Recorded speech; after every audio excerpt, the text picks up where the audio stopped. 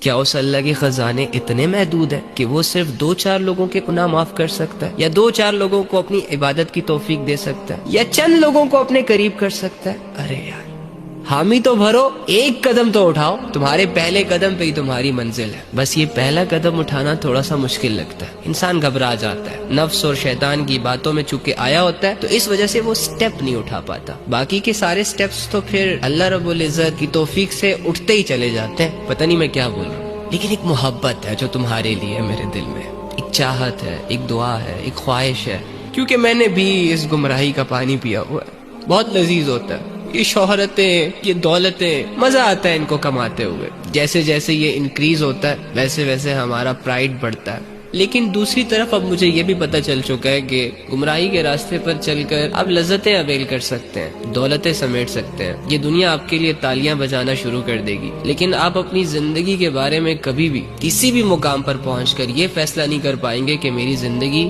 Successful ہے۔ آپ کی ہر رات آپ کو ڈرائے گی، آپ کا ہر دن آپ کو مزید غمزدہ کرتا چلا جائے گا۔ تو اللہ کا ہونا تمہاری زندگی میں بہت ضروری ہے تمہارے لیے، کیونکہ اللہ کے بغیر ہماری کوئی حقیقت نہیں ہے، اللہ کے بغیر ہم کچھ بھی نہیں ہے۔ دولتیں، شہرتیں، گاڑیاں، بنگلے، لوگوں کا ہجوم، فرینڈ سرکل انسان کی اصلیت کو بدل نہیں سکتے۔ انسان بھلے اپنے آپ کو کچھ بھی سمجھنا شروع کر دے، لیکن انسان انسان ہی رہتا ہے۔ لہٰذا اگر کسی کو بہت شوق ہو اپنے آپ کو کچھ بنانے کا تو وہ سمپلی اپنے اللہ کے ساتھ اپنے آپ کو جوڑ لے۔ خود کے فیصلے خود کرنے سے بہتر ہے کہ ہر چیز اللہ پہ چھوڑ دی جائے۔ وہ ایسا بیسٹ پلانر ہے نا کہ ایک دفعہ جب اس کے ساتھ کوئی کنیکٹ ہو جاتا ہے نا تو اس کے بعد جا کے انسان کو اپنی زندگی قیمتی لگتی ہے۔ تو یہ بغاوتیں، یہ گمراہی کے سفر، یہ لذتوں کے پیچھے پاگلوں کی طرح بھاگنا اور اس طرح کی عجیب عجیب کیفیتوں میں اپنی زندگیوں کو گزارنا بند کرے۔ کچھ ہاتھ نہیں آئے گا۔ لاکھوں، کروڑوں،